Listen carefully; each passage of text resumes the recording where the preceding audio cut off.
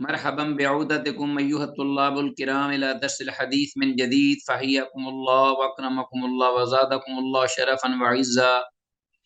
داعين الله جل شأنه أن يبارك لنا في هذه الدروس وأن يسهل علينا هذه العلوم. رب زدني علما، رب اشرح لي صدري ويسر لي أمري واحلل عقدة من لساني يفقهوا قولي.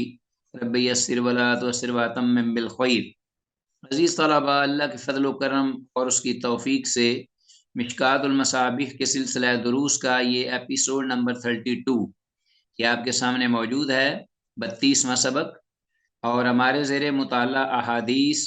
3777 سے 3786 انشاءاللہ آج ہم مطالعہ کرتے ہیں۔ فوکس ترجمے پہ ہوگا اور خاص الفاظ کی وضاحت کی جائے گی اور احادیث کی جو اسنادی حیثیت ہے اس کی طرف بھی اشارہ ہوگا بفضل اللہ و بعون جل وعلا۔ تو آتے ہیں براہ راست آج کی پہلی حدیث کی جانب۔ جیسا کہ آپ کو علم ہے کہ یہ کتاب الامارہ والقضاء کے ضمن میں یہ احادیث تھیں، اور اس باب میں جو کہ باب اپنا فیصلوں کے بارے میں تھا اور گواہیوں کے بارے میں، اس سلسلے میں یہ احادیث ہمارے زیر مطالعہ ہیں۔ تو آتے ہیں، دیکھتے ہیں کہ آج کی ہماری پہلی حدیث وہ یہ 3777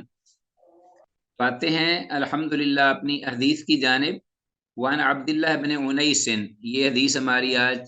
اس سبق کی پہلی حدیث ہے۔ میں دوبارہ شیئر کرتا ہوں آپ سے کلیئر۔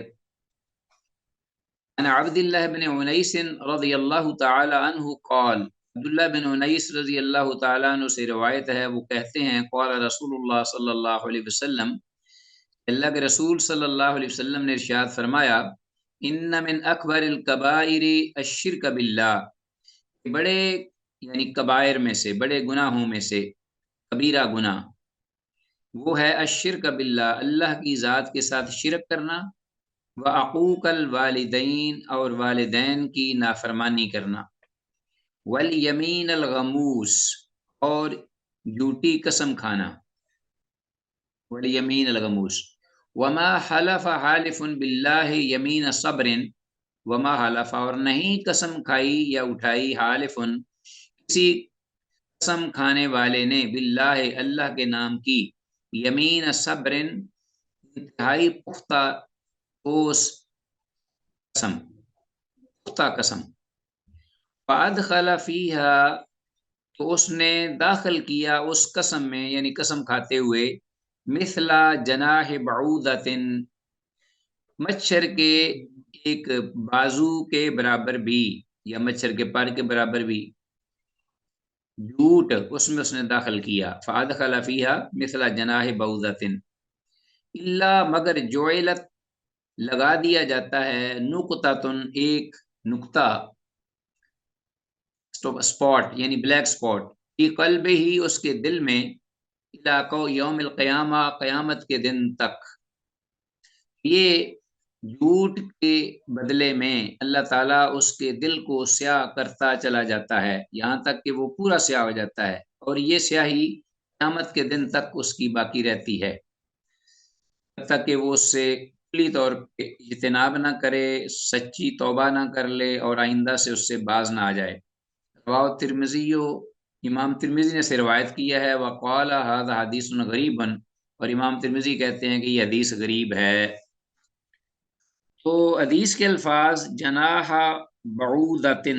کا مطلب ہے مچھر کے پر کے برابر، یعنی مچھر کا پر یا مچھر کے بازو، مچھر کا بازو، مراد اس سے تھوڑا سا جھوٹ مراد ہے، تھوڑا سا جھوٹ اور خیانت۔ کسی بھی شہادت کے موقع پر انسان کا جھوٹ بولنا گناہ، یا غیر حقیقت سے ہٹ کر بات کرنا یا خیانت کرنا، وہ بھی اسی ضمن میں آتا ہے۔ اور اس حدیث کی جو سند ہے وہ حسن ہے، اسناد اس کی حسن ہے یعنی صحیح ہے۔ باقی کلیئر ہے، یہ جو الفاظ ہیں اس میں ان کو ذرا غور سے دیکھ لیجئے گا، والیمین الغموس جھوٹی قسم، اور یمین و صبر یعنی پختہ قسم، اس قسم، کوئی ایک آدمی عام طور پر جو تقیہ کلام ہوتا ہے اس کا بڑی قسمیں کھاتا ہے، وہ لغو قسمیں جو ہے نا وہ مراد نہیں یہاں، جو اس کا تقیہ کلام ہوتا ہے، لا یؤاخذکم اللہ باللغو فی ایمانکم،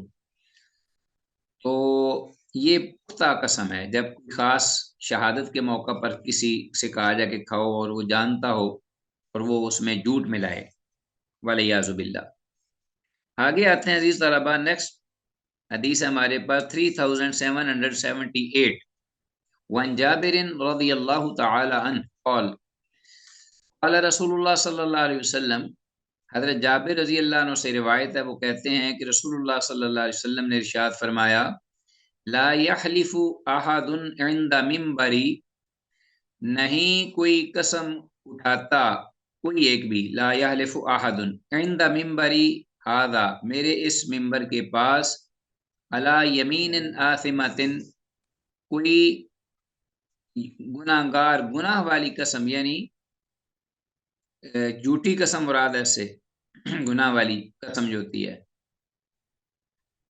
ولو علی سواک اخضر، اگرچہ وہ قسم کھانے والا قسم کھائے ایک سبز رنگ کی مسواک پر، سبز جو ٹہنی ہوتی ہے نا جس کی مسواک بناتے ہیں، تو سبز ٹہنی والی مسواک پر اگر کوئی قسم کھاتا ہے، جھوٹی قسم گناہ کی قسم، الا بوا مقعدہ من النار، مگر یہ کہ وہ بنا لیتا ہے اپنا ٹھکانہ آگ میں، یعنی ظاہر ہے کہ جہنم کی آگ ہے، او یا آپ نے یہ فرمایا وجبت لہ النار، کہ اس کے لیے واجب ہو جاتی ہے آگ، تو راوی کو شک گیا کہ آپ صلی اللہ علیہ وسلم نے یہ الفاظ فرمائے الا تبوا مقعدہ من النار، یا آپ نے یہ الفاظ فرمائے او وجبت یا وجبت لہ النار، دونوں کا مطلب تو ایک ہی ہے لیکن الفاظ مختلف ہیں، تو جو راوی روایت کرنے والے ہیں جابر رضی اللہ عنہ، وہ انہیں شک پڑ گیا تھا تو انہوں نے دونوں الفاظ ذکر کر دیے، واو مالک و ابو داود و ابن ماجہ تھا، امام مالک، امام ابو داود اور امام ابن ماجہ رحمہ اللہ تینوں نے اس حدیث کو روایت کیا ہے۔ تو یہ حدیث جو ہے سب سے پہلے اس کی اسنادی حیثیت کیا ہے؟ اسنادی حیثیت اس کی یہ ہے کہ یہ حدیث صحیح ہے، علماء کی تحقیق کے بعد یہ ثابت ہوا کہ حدیث صحیح ہے، اور یہ بھی معلوم ہوا اس کے فوائد میں سے، اگرچہ جھوٹی قسم کھانا خود ایک سخت گناہ ہے، جہاں کہیں بھی یہ جھوٹی قسم اٹھائی جائے یہ انتہائی بڑا گناہ ہے، مگر کسی مقدس جگہ یا مقام پر اس کی قباحت اور شناعت اور بڑھ جاتی ہے، جیسا کہ کوئی حرمین میں مسجد نبوی میں کھڑا ہو کر یا مسجد الحرام میں کھڑا ہو کر یا حرم میں کھڑا ہو کر جھوٹی قسم کھائے تو ظاہر ہے اس کی شناعت قباحت بڑھ جائے گی، جیسا یہاں فرمایا کہ لا یحلف احد عند منبری ھذا، کوئی جو بھی قسم کھائے اس میرے منبر کے پاس، تو اس کا اور بھی گناہ بڑھ جاتا ہے۔ تو بہرحال ہر جگہ میں قسم کھانا جھوٹی یا خلاف حقیقت بات کرنا اس سے اجتناب برتنا چاہیے، اور خاص طور پر ایسی جگہوں میں کہ جو مقدس مقامات ہوں۔ آگے آتے ہیں حدیث ہے ہمارے پاس اس طلبہ 3779، ون خریم بن فاتق رضی اللہ عنہ، خریم بن فاتق رضی اللہ عنہ سے یہ روایت ہے، قال، وہ کہتے ہیں صلی رسول اللہ صلی اللہ علیہ وسلم صلاۃ الصبح،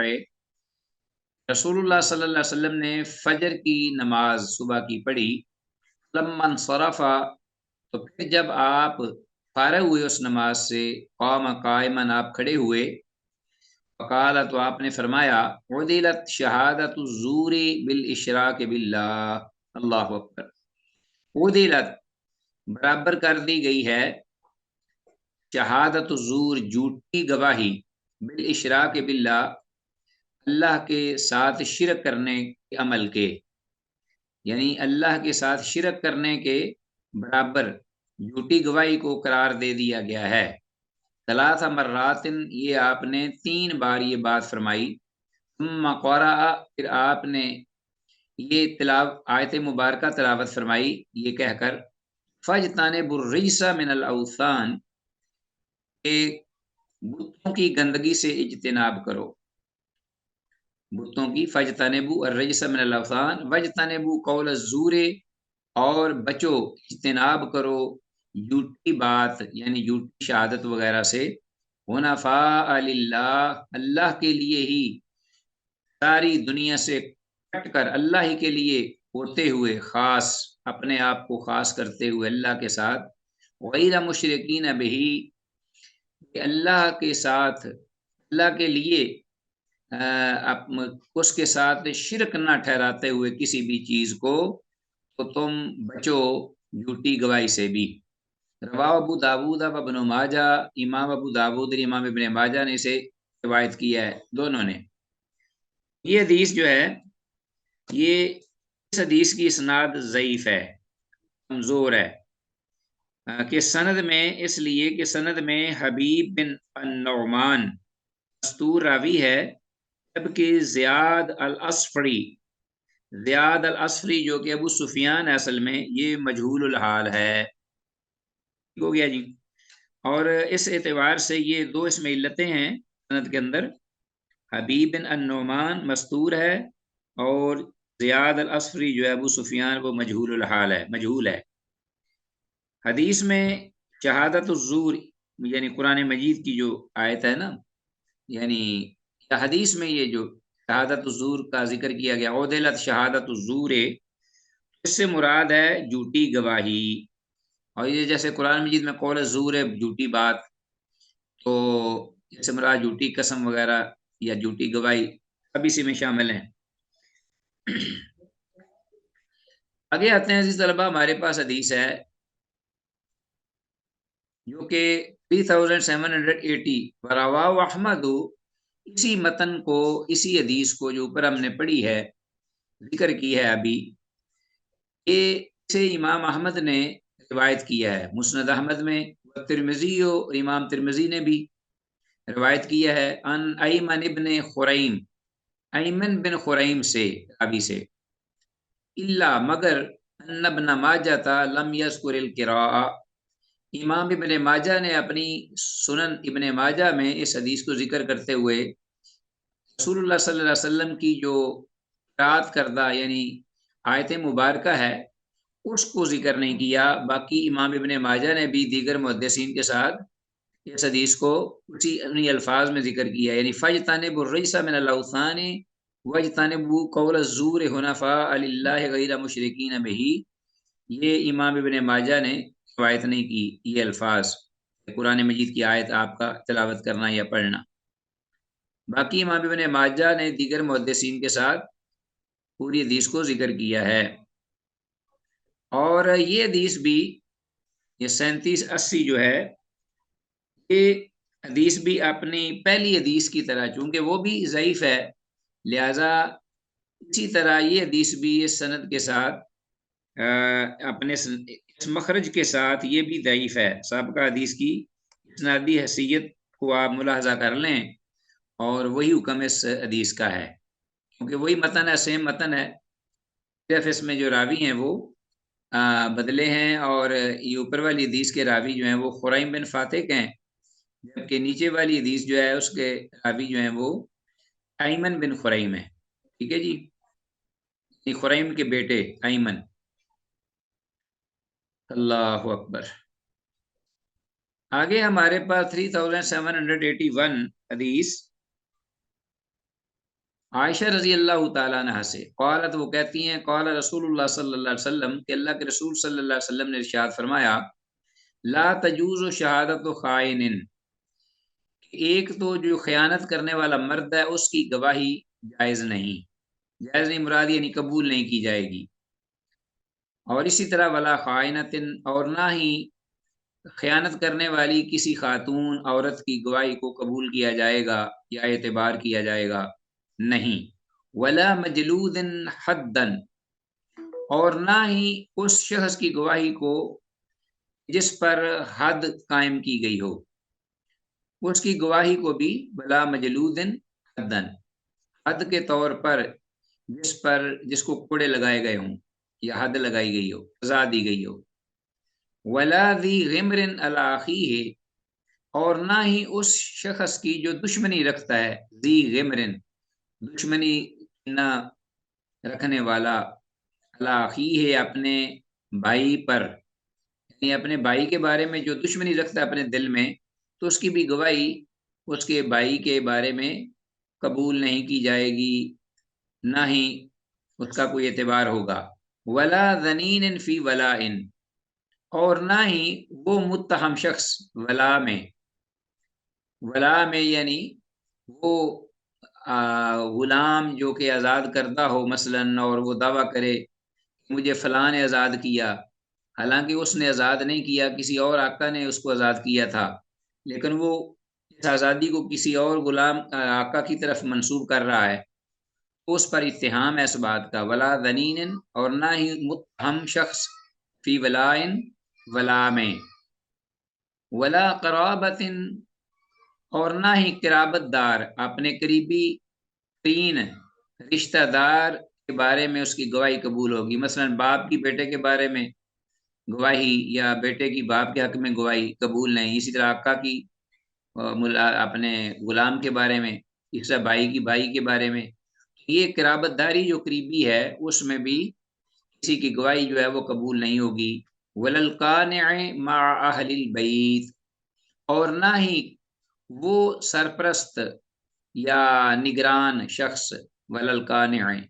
جو کہ کسی ایک ہی گھر میں اہل بیت کے یعنی گھر والوں کے ساتھ رہتا ہے اور ان کی نگرانی کرتا یا ان کے ساتھ رہتا، زندگی گزارتا ہے، تو اس شخص کی بھی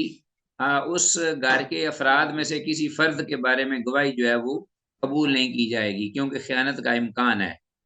ان کی وہ طرفداری کر کے رہے گا۔ رواه ترمذی، سے امام ترمذی نے روایت کیا ہے، وقال هذا حدیث غریب،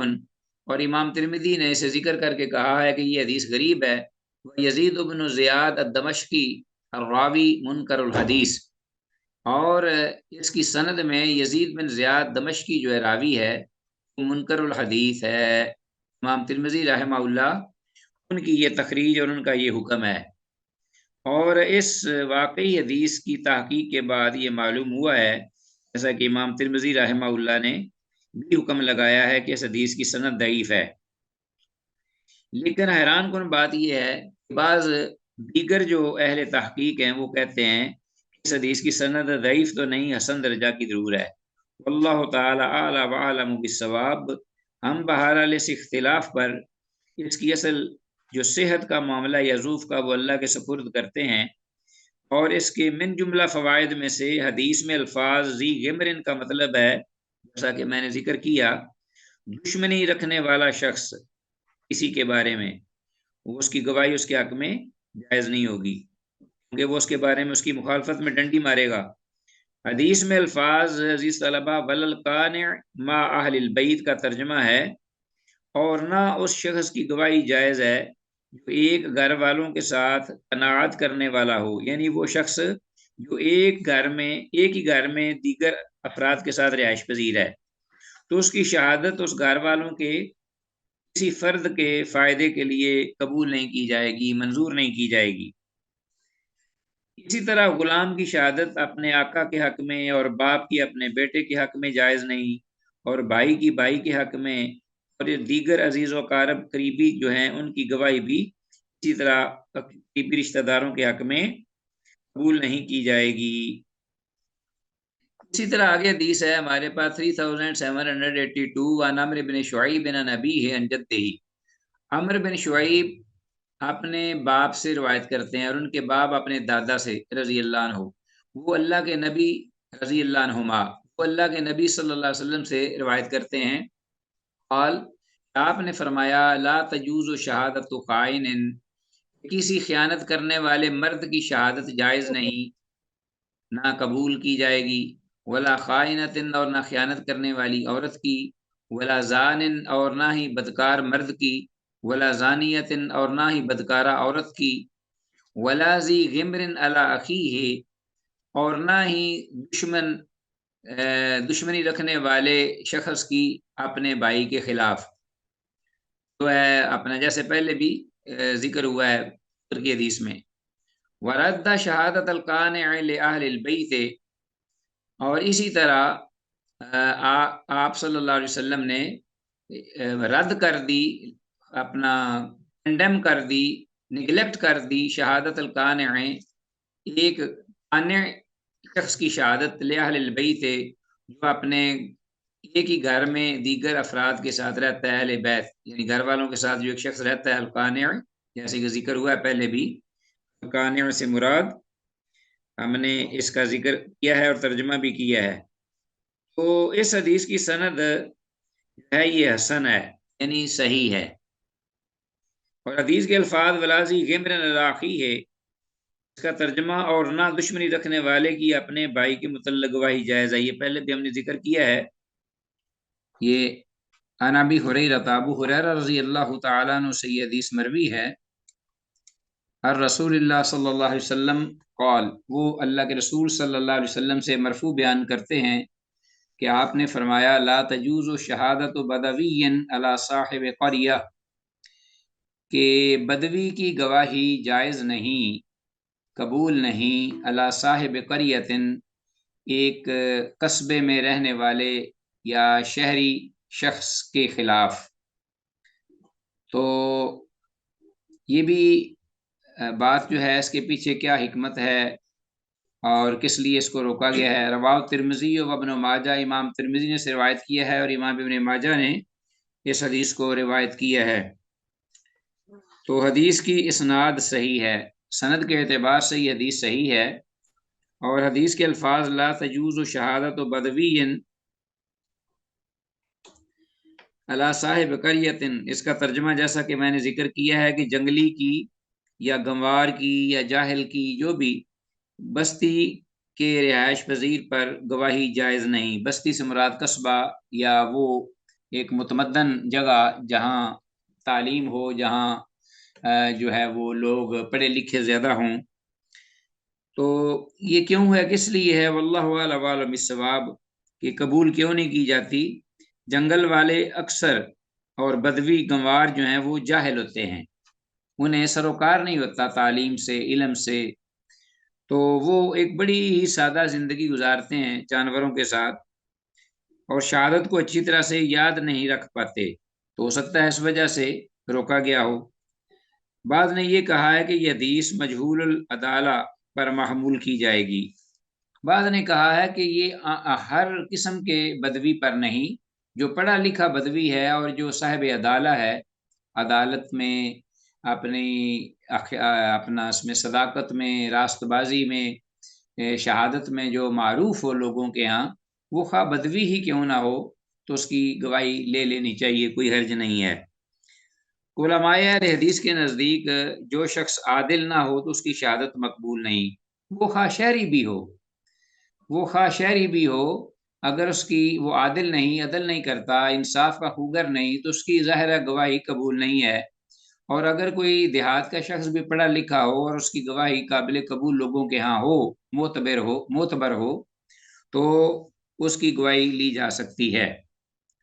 قرآن مجید میں یہ الفاظ استعمال ہوئے ہیں عام، اس میں کوئی اس بارے میں ذکر نہیں کیا گیا کہ فلاں علاقے کا آدمی یا فلاں علاقے کا نہ ہو، یہ مطلق کہا گیا ہے وَأَشْهِدُوا ذَوَيْ عَدْلٍ مِّنْكُمْ، کہ جو عدل والے ہیں ان کو اپنے مابین جو معاملے ہیں ان میں گواہی کے طور پر پکڑو یا انہیں منتخب کرو۔ شہادت کے لیے ضروری ہے کہ شاہد گواہی دینے والا مسلمان ہو، آزاد ہو، مکلف ہو یعنی عاقل و بالغ ہو اور عادل بھی ہو، صاحب مروت ہو اور اس پر کوئی اتہام نہ ہو، کسی عیب کا متہم نہ ہو۔ امام شافعی رحمہ اللہ کے نزدیک جو کافر کی شہادت، ذمی کافر جو ہوتا ہے، یعنی وہ ایسا غیر مسلم جو کہ کسی مسلمان حکومت کے تحت مسلمانوں کے ملک میں جو زندگی گزارتا ہے لیکن آئے کافر، تو ایسا ذمی جو ہے اس کی گواہی قبول نہیں ہے مسلمانوں کے بارے میں۔ امام ابو حنیفہ رحمہ اللہ کے ہاں وہ کہتے ہیں کہ ان کی آپس میں شہادت جو ہے وہ ایک دوسرے کی درست ہے، مثلا اگر ذمی ایک دوسرے کے ساتھ لڑ پڑتے ہیں، کافر جو ہیں جو مسلمان حکومت میں رہ رہے ہیں، اگر ان کا معاملہ یا جھگڑا آپس میں ہو جاتا ہے، مسلمان کے ساتھ نہیں بلکہ آپس میں، تو پھر ان کی ایک دوسرے کے بارے میں جو شہادت ہے وہ قبول کی جائے گی، کیونکہ اس کے بغیر گزارا نہیں۔ اور اسی طرح نابالغ لڑکوں کی شہادت بھی درست نہیں ہے۔ چھوٹے بچے جو ہیں گلیوں میں اچھلنے کودنے والے پھرنے والے عموماً جھوٹ بولتے ہیں، اور جب ان سے کوئی پوچھا جائے کسی چیز کے بارے میں تو وہ صحیح بات نہیں کہتے، بلا وجہ جو ہے نہ ہی انہیں اس بات کا احساس ہوتا ہے کہ جھوٹی گواہی دینے کا کتنا گناہ ہے۔ تو جس کی طرف داری وہ کر رہا ہو یا جس کا کوئی قریبی دوست ہو تو اس کے حق میں وہ چھوٹا بچہ بول پڑتا ہے۔ جبکہ امام مالک رحمہ اللہ کہتے ہیں کہ جب یہ کھلنڈرے لڑکے ایک دوسرے کو زخمی کریں تو ان کی شہادت لی جائے گی۔ امام مالک رحمہ اللہ کہتے ہیں کہ اگر بچے لڑ پڑیں گلی میں، کھلنڈرے چھوٹے، اور ایک دوسرے کو زخمی کر دیں، تو اب تو کوئی اور تو پاس ہے نہیں، اب تو انہی سے ہی کسی طریقے سے گواہی لینی پڑے گی۔ تو اس لیے ایسے حالات میں ان سے گواہی بھی لی جا سکتی ہے تاکہ معاملہ تہ تک پہنچ سکے۔ واللہ تعالی اعلی وعلم بالصواب۔ تو یہ تھی اس کی تفصیل، اس حدیث کی وضاحت۔ کچھ آگے ہے 3784 حدیث ہمارے پاس عوف بن مالک رضی اللہ تعالیٰ عنہ سے یہ روایت ہے، ان النبی صلی اللہ علیہ وسلم قضا بین رجلین، کہ اللہ کے رسول صلی اللہ علیہ وسلم نے دو آدمیوں کے درمیان فیصلہ فرمایا کسی جھگڑے کے بارے میں، جھگڑا تھا ان کا آپس میں۔ فقال المقضی علیہ لما ادبر، تو وہ شخص جس کے خلاف فیصلہ کیا گیا تھا، المقضی علیہ لما ادبر، جب وہ واپس پلٹنے لگا اپنے گھر کی جانب یا واپس جانے لگا، تو اس نے کیا کہا؟ اس نے یہ الفاظ کہے، حسبی اللہ و نعم الوکیل، اللہ میرا کافی ہے میرے لیے اور وہ بہتر کارساز ہے۔ فقال النبی صلی اللہ علیہ وسلم، تو اللہ کے نبی صلی اللہ علیہ وسلم نے سن کر فرمایا، ان اللہ تعالی یلوم علی العجز، کہ اللہ تعالیٰ جو ہے وہ ملامت کرتا ہے عاجزی پر، بے بسی پر، ٹھیک ہے، اللہ اکبر۔ ولیکن علیک بالقیس، اور لیکن تجھ پر تھا کہ تو عقل سے کام لیتا۔ فَإِذَا غَلَبَكَ أَمْرٌ، تو اگر کوئی معاملہ تجھ پر غالب آ چکا، یعنی تیرے خلاف کوئی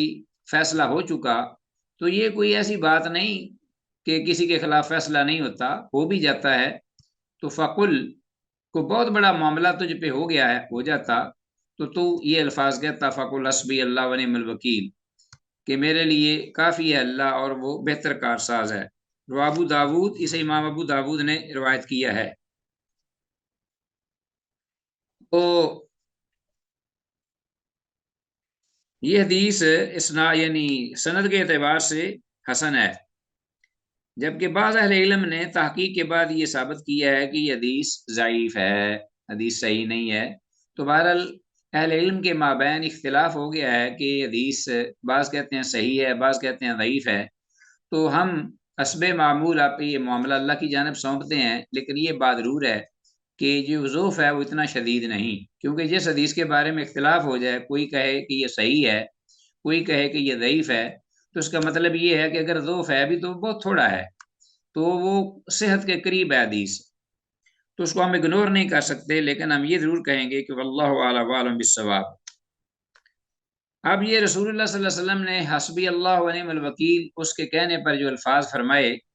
یعنی اسے کہ آپ کو یہ بات ایسے موقع پر کہنے کی ضرورت نہیں تھی، اس لیے کہ فیصلہ کسی کے خلاف چھوٹی معمولی بات پر ہو بھی جاتا ہے، تو معلوم ہوتا ہے کہ یہ کوئی فیصلہ بہت ہی کوئی بڑا نہیں تھا، کوئی گمبھیر نہیں تھا کہ جس پر بڑی کوئی سزا ہوتی، یا کوئی مطلب معمولی فیصلہ ہوگا تو نبی کریم صلی اللہ علیہ وسلم نے اس کے خلاف کر دیا، تو اس نے اپنا جو ہے یہ الفاظ کہے، تو کوئی معمولی بات ہوگی، زیادہ بہت بڑا کوئی معاملہ نہیں ہوگا کہ جس پر آدمی جو ہے وہ پریشان بھی ہو اور اس کو سزا بھی ہو یا اس کو کوئی اپنا سرزنش کی جائے۔ تو اس لیے آپ نے یہ بات کہی کہ کوئی بہت بڑا معاملہ ہوتا تیرے خلاف یا کوئی اپنا تکلیف دہ صورتحال بنتی تو پھر یہ الفاظ کہتا۔ تو بہرحال مراد یہ ہے کہ مقدمہ میں ہار جیت ایک معمولی بات ہے، ہو بھی جاتی ہے، اس پر ایسا کلمہ کہنے کا کیا مطلب؟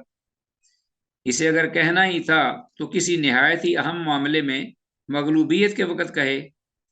تو اس لفظ کو یعنی کھیل نہ بنایا جائے، یہ ہے مراد۔ اور دوسری یہ بھی بات تھی کہ جیسا کہ یہ الفاظ اس نے جو کہے تھے رسول اللہ صلی اللہ علیہ وسلم کے فیصلے کے جو آپ نے دیا تھا اس کے خلاف، اس پر اس نے یہ کہے، تو یہ قسم کا ایک اشارہ ہے الفاظ میں، اگرچہ یہ الفاظ بڑے اچھے اور پاکیزہ ہیں، لیکن نبی صلی اللہ علیہ وسلم کے فیصلے کے مقابلے میں الفاظ کہنا یہ اس بات کا ایک قسم کا اشارہ ہے، یا اس قسم کی طرف میلان ہے کہ وہ آدمی اس کو یہ بات پسند نہیں آئی کہ میرے خلاف فیصلہ ہوا ہے تو اس نے یہ الفاظ کہے ہیں۔ تو بہرحال جو بھی بات ہے تو اس پر نبی صلی اللہ علیہ وسلم نے اسے یہ بات فرمائی۔ اچھا جی، آگے حدیث 3785 وان بحث بن حکیم ان ابیہ ان جدہ۔ بحث بن حکیم رحمہ اللہ اپنے باپ سے روایت کرتے ہیں اور ان کے باپ اپنے دادا سے، اور ان کے دادا جو ہیں وہ روایت کرتے ہیں کہ ان النبی صلی اللہ علیہ وسلم حبس رجل فی تہمۃ، کہ اللہ کے نبی صلی اللہ علیہ وسلم نے ایک آدمی کو حبسا بند کر دیا،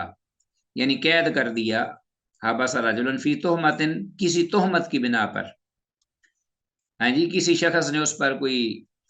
بلیم لگایا کہ اس نے ایسا ایسا کام کیا ہے، تو نبی صلی اللہ علیہ وسلم نے اس کو پکڑ کر اندر کر دیا، یعنی اس کو قید کر دیا۔ رواہ ابو داود وزاد ترمذی و نسائی، امام ترمذی اور امام نسائی نے جو روایت ذکر کی ہے یہ بحث بن حکیم سے، اس میں آگے یہ بھی الفاظ ہیں ثم خلى عنہ، تو پھر آپ نے اس کو چھوڑ بھی دیا، یعنی اس کو بند کیا، قید کیا، تو پھر آپ نے اس کو بعد میں چھوڑ بھی دیا۔ تو اس حدیث سے یہ ایک تو معلوم یہ ہوتا ہے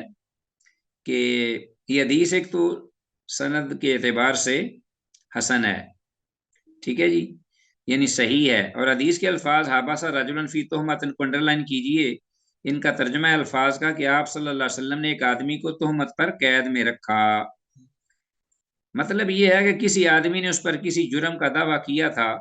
اور جب تحقیق کی گئی تو اس کا جرم ثابت نہ ہوا تو پھر آپ نے اسے چھوڑ دیا۔ اور یہ بھی معلوم ہوا اس حدیث سے کہ قید کرنا شریعت میں جائز ہے،